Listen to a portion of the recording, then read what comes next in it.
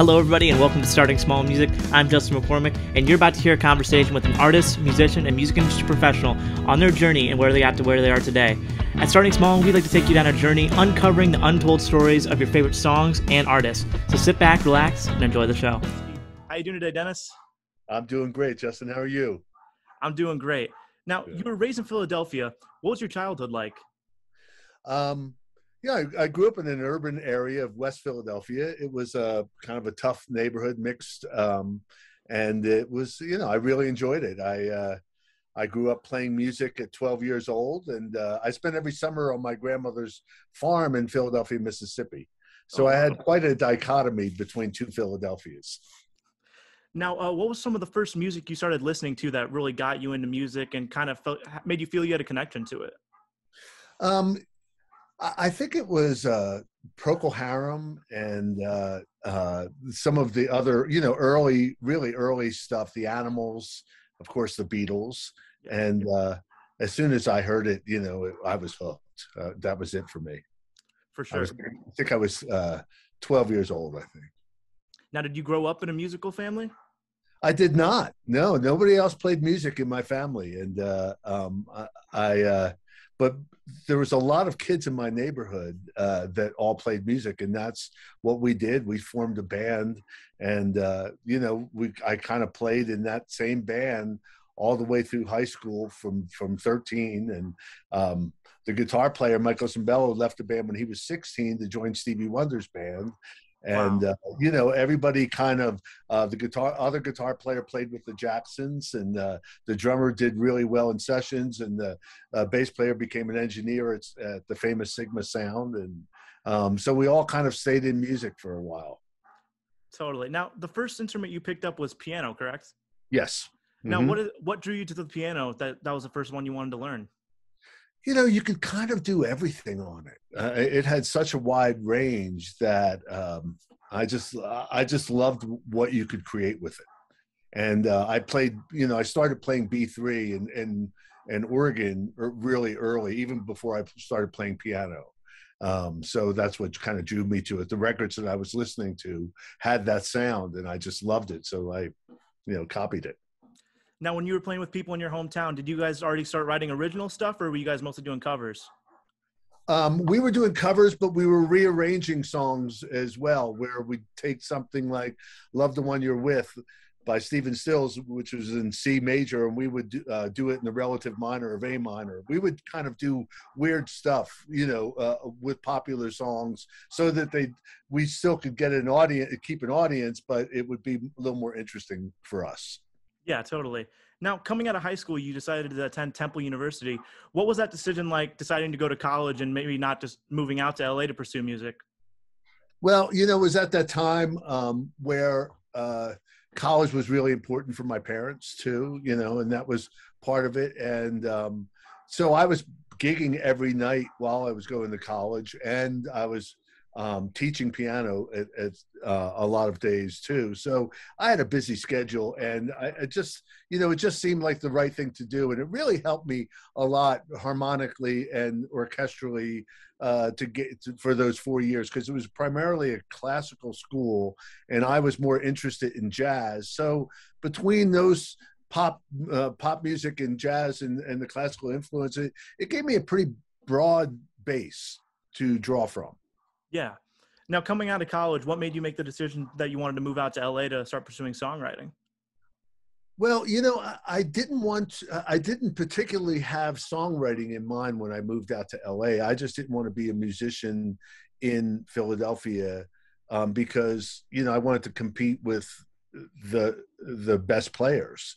So it was either New York, and New York was much harder. It was much more jazz oriented. And I really had to take stock of myself and really think that I really wasn't a great jazz player. I loved it, but I was better suited for studio. So that's why I moved out to California. And then the first song that I wrote became a hit for Diana Ross. Right. And that's what kind of drew me onto the songwriting thing. For sure. Now, what did those first few years look like for you kind of networking in the LA scene? Well, Michael Cimbello was out there, and and he and I started writing again. I mean, writing. We just started hanging out again, and it kind of organically became what it became, you know. And the LA scene is, you know, it's just like anything else. You just have to get out there and meet people and kind of do your thing. Yeah. Now, you talked about Michael Sembello. In 1983, you had a #1 Maniac that everyone knows in Flashdance. What do you remember about the day you wrote that song? Well, you know, I was watching television one night, and at that point, my wife and I, my wife Leslie is also a musician, and so we played in bands together. And but our apartment was our music. The bedroom was also the music room and also the nursery. So I was watching television one night, and they found all these bodies in someone's Gacy backyard, and I just wrote down on a piece of paper. He's a maniac. He just moved next door. He'll kill your cat, nail it to the floor. He'll rape your mother and screw your wife. He's a maniac. And I went to my wife and Leslie, and I said, "What do you think of this title?" And she said, "You know, I'd get some professional help if I were you. Go see a shrink or something." And so anyway, I went over to Michael's house the next day, and we had a write scheduled, and he said, "Hit the weirdest chord you know." When I told him the title, his eyes lit up, and so I hit actually the weirdest chord I knew, and you know, we had grown up together, so we knew so much of the same influence. We had so much of the same influences that we wrote it in about 15 minutes as a joke. Wow. And so then Phil Ramone was going to be coming over the next day, because he had this movie he was working on, and he wanted to see if we wanted to write something for it. So we stayed up all night and produced it out.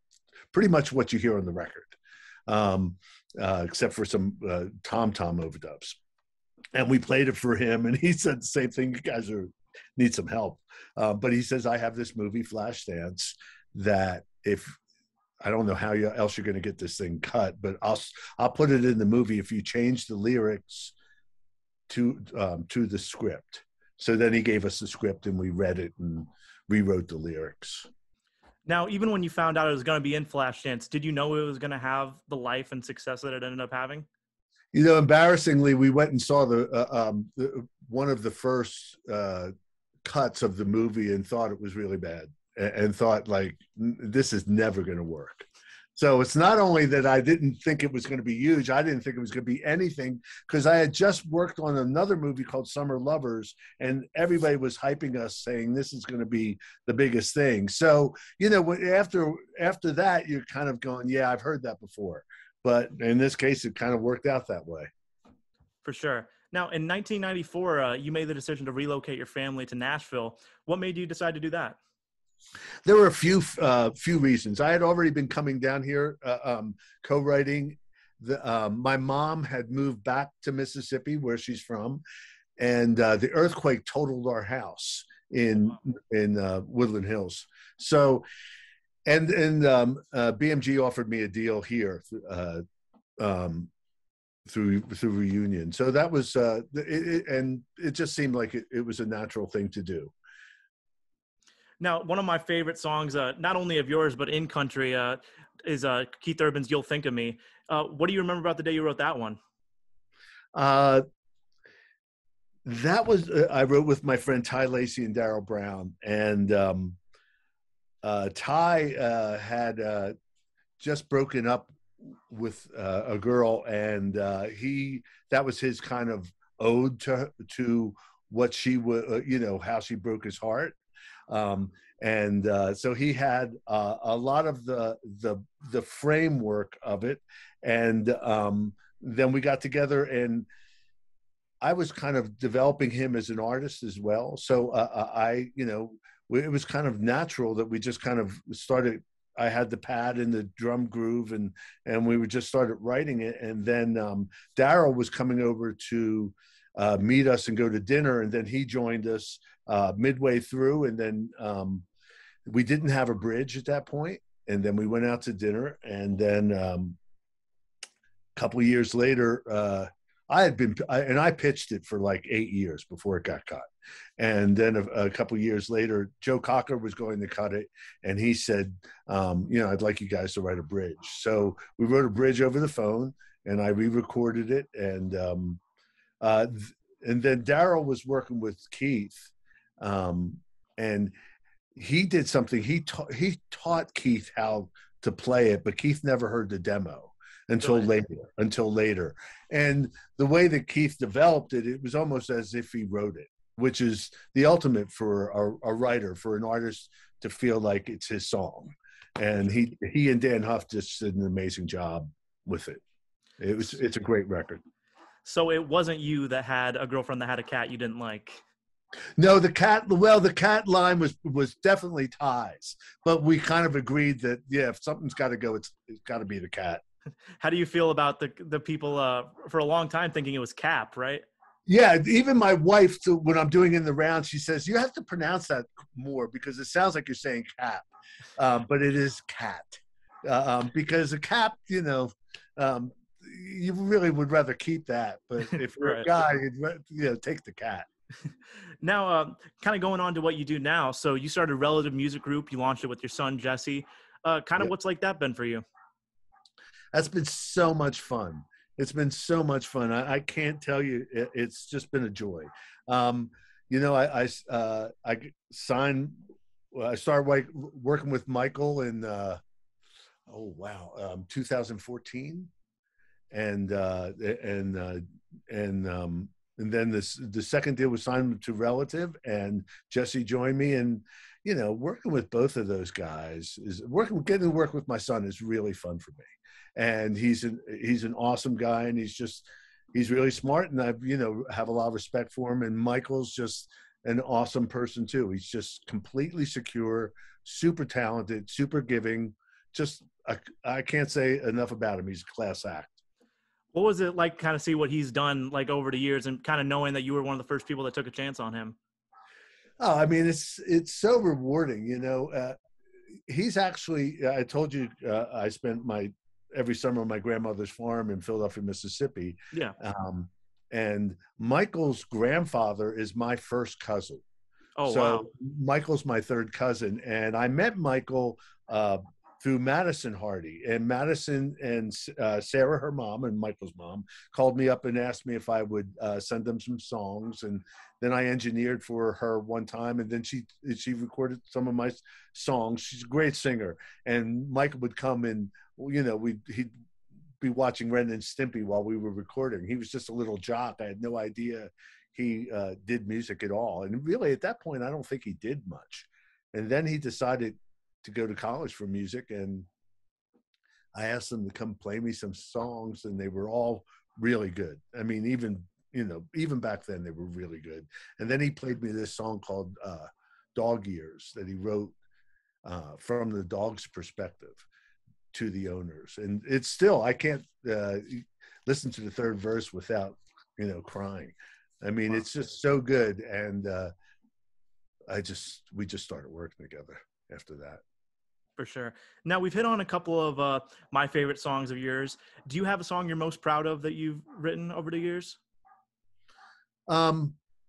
There's one that I love, Heart of Mine by Boss Skaggs. That was I always liked that one. When Was the Last Time Music Made You Cry by James Ingram. Maniac is one of my favorites because I got to play everything on it, and I got to make the record with Michael, and none of the sections let you down. They all kind of work. So it's a strong record as well. But I love You'll Think of Me Too. And when we wrote I Need You, we literally wrote that in basically the amount of time it took to sing it. So when it flows that easily through you, it's a gift. And I really like that one for its simplicity. For sure. Now, on the publishing side of things, what is something that you look for that makes an artist or songwriter stand out in your eyes? Individuality. If you have a voice, if you aren't, and you have to really love it. You have to be good, because everybody's good. and you have to have a work ethic that's better than everybody else's. I mean, you kind of need all of them, you know, unless you're so gifted that it just comes that easy. But then, you know, no matter what that is, you're going to have to get up and work. And that's what's so great about Michael. He'll outwork anybody, and he's got all the talent, and he's got that individual voice. And, you know, we also are lucky enough to work with Zach Abend, and he works his butt off, and he's so super talented, and Nick Donnelly, and, you know, Bailey Bryan, and, you know, I kind of look for that individual voice, somebody that wants to say something and kind of put a stake in the sand. For sure. Now, I like to close out my interviews by asking all my guests, what's a piece of advice you would give to someone that's pursuing a career as a musician right now? I would say, you know, be hard on yourself in terms of knowing that where you are in the pack. Try to write with the people that are better than you. I mean, we all do. We all try to write with people that will teach us something, and just get in the rooms and keep doing it, and don't give up, and really be as brutally honest as you can about your lyric, about your music. Just try to hang it out there, because there's, you know, the more that you get in touch with who you are, the more you'll bring to your art.